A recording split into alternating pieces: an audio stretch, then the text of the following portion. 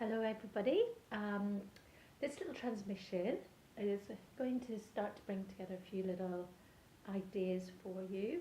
Uh, it's scheduled with the Yellow Star Day um, in the Warrior Wave Spell, but on the day after, we go into the Moon Wave Spell. So, actually, in some ways, it's bringing together both both concepts, and it's things that we've talked about all through the course. But now I guess this is a really good time for you to deepen your focus on getting your eyes on the prize, and then finding the flow in your life. So the Warrior Wave spell is about being very much about fearlessness to step into our position and our place and to define what that is. And it's very interesting. I've been staying with some friends. For some reason, we ended up talking about the Galactic Mayan calendar, and they got decoded. And they some of the parents have split up from each other, and but then the partners all there's all new partners, but they all are really really close, and they looked and they're all warrior, four of them of the new family model, and it was really interesting because they found out just the night before the wave spell begins, so they're brilliantly feeling very aligned into their purpose. So that's really super important. But some of you may still feel you're not ready. I mean, these guys are all warriors, so they're really feeling their vigor as stepping into their higher purpose. It's great. They've all just gone, oh, we're going back into our spiritual practice. We're going to step up more, and some of them are changing their enterprises to become more eco. It's really amazing to be around them at this time. So I'm really grateful to them as well for letting me have a place to stay here. I'm going to tell you a little bit about what one of the grandmothers you've seen, Devora Perlman, at work, dear sister, his really grandmother, and very much the keeper of the energy of the city, of the old city of Jerusalem. She has a phrase that really sums up what I feel is like a merger of the star energy of today coming into the moon energy and its elegant flow. And anytime that she feels that something's pushing or it's just not coming in, right, and there's no kind of big symbols saying, yes, go, she feels it's not an elegant flow. And this reminds me of when my friend and I last year in Solstice were down in Ireland. She's one of the keepers of the Hill of Tyra, and she had Deepak Chopra's book about, I don't know, spiritual abundance or something, or his nine spiritual laws, and it kept just opening at law number 4, which is the law of least effort. So this comes back to these permaculture principles about spending less time and less pushing like mankind has done, and coming more into elegant flow and grace and ease with things. And a really important thing that I've had to do in recent years, and I'm still working on it. I think I mentioned that I do a tally now of how many hours work I've done, and that keeps me knowing that actually I can't, even if I've not fulfilled a task, I can have some time off. And I've been spending more time this time while I'm back in the UK visiting my friends and their children. I nearly didn't go to visit some friends recently because I thought, oh, I've just remembered I have to do this tutorial. And then I was like, no, I'm going to go and see them. I've done my hours for the week. And then I found time this morning to do it, and it's all fitting in and flowing, and I probably would have forgotten to do this video otherwise.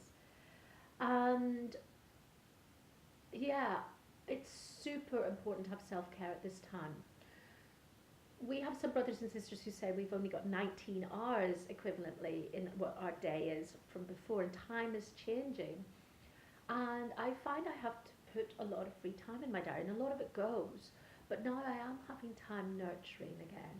And some things I've found very useful have been doing things like when I'm back in a country that has them, getting flotation tanks to keep my magnesium levels up. And that means that I don't get so tired. And I have regular breath work practice, which keeps my prana up and my energy levels up.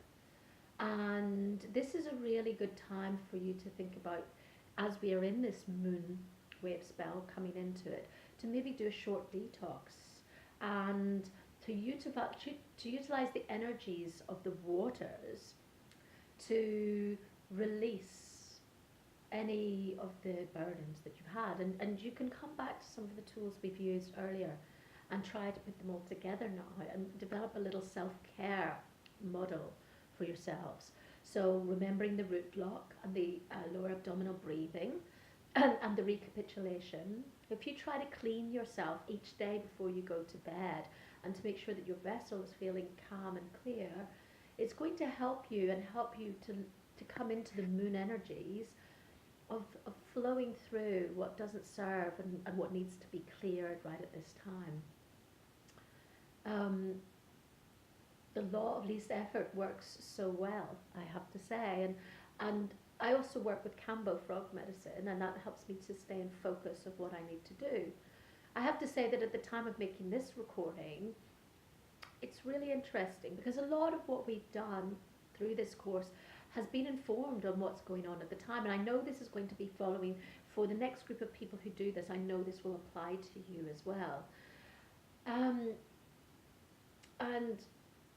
yeah, this thing about stepping into the collective and not being over yang is really where we're at in this period of time, and we're at this period of time of bringing the masculine and feminine together. It's so important that we don't jump the gun and make mistakes. And what a lot of us are feeling is like we're in a limbo of sorts, in a chrysalis. And the pattern has been for people to think there's something wrong with me, that I'm not doing this, or I feel lethargic, or I don't know yet. And I usually see timelines months in advance. And recently, I've got little glimmers of things I'm going to be doing, but I can't put the finite dates to them because I'm like saying to all my colleagues, there's something we don't see yet. And this would be what Devora would talk about. There was one time we were going to do a project. She said, we just don't see. So we didn't do that project, and we did it a different way. And the women actually led on it, and it happened. So sometimes you don't see something because there's something more you need to see.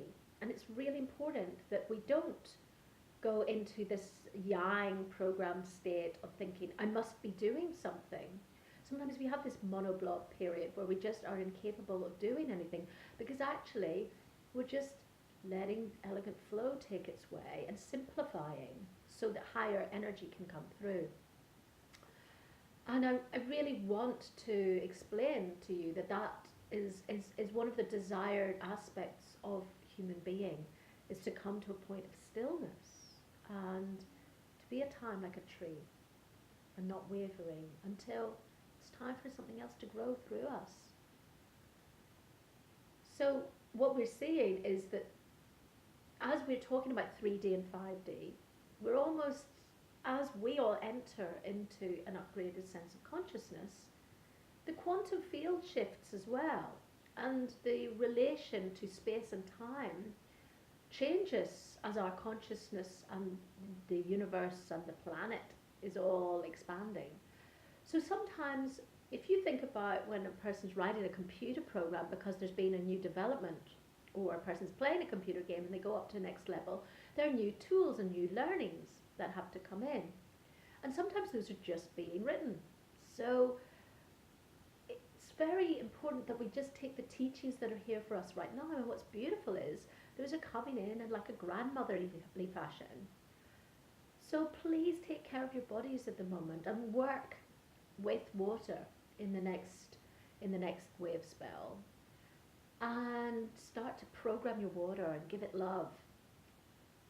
And the time that we're making this video, which won't be the same for the next intakes of this course, this is the highest vibration year of the waters that there will be for 260 years. And this is the year that Extinction Rebellion and people have come through, and people are talking more about the plastic in the oceans and single-use plastics. And we can harness this moon energy for ourselves and our own vessels and our own waters, and start to ask those codes, because they're related to the sun and the energy that's coming through. They're related to our consciousness. And we can also give water back and pray to our shower. My dear friend Deborah Del Glynn talks about, she prays to her shower water, and then what goes down through is going to go into the main waters. in the sewers and all of that, and can help to upgrade the frequency there. So do try these days to understand that the star is about elegance and beauty and art, and try to find some time, because as we are working with the root, and this has been very much so that we stop those primal survival questions about abundance and lack and the ego from taking over. And that's why it's really important to keep practicing these, because as we master the root, we're letting the energy start to come through the higher channels.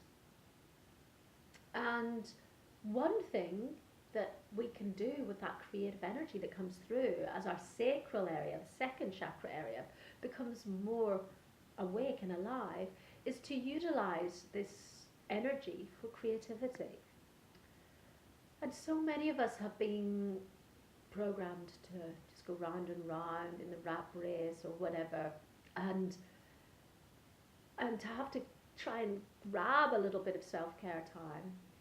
I actually encourage you to not only find some time now for self-care, but to find some time for creativity. And last night I was staying with my friends, and they both didn't have their kids, and so they brought out their musical instruments, and that's what they do every 2 weeks when the kids aren't around, and they just said it's our meditation. And I just got a flute recently at the request of my ancestors, and them playing last night reminded me I've been going to do that to take away with me to Guatemala.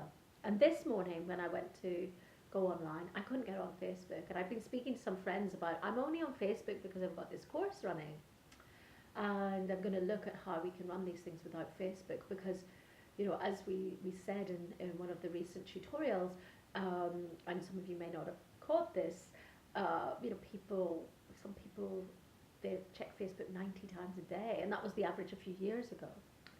So this thing that we've been saying about doing an audit on your time, really, that we lose a lot of time to silly stuff and to overworking in the wrong way. And I found like the day off that I had has helped me to focus on what I need to do and doing it in order. So I came back and all these tasks like packing that I thought were going to be really, really horrific, I just did them in flow, because I'd actually had the time, the dreaming time, to actually start to deliver them. And so that when I came to do them, it was way easier and less stressful. I found out that things that I didn't know where they were, because I'd had the day off, I just psychically found them. So please, please start to come, as we come into this flow, into elegant flow, and this crossover from the warrior to the water is really beautiful, because this is the last few weeks of the course now, and this is where we really want to bring everything into a delicate, divine frequency, and to really see what's going to stay with us and what can go. So that's all for now. Just a little hello for elegant flow. Loads of love. Ciao, ciao.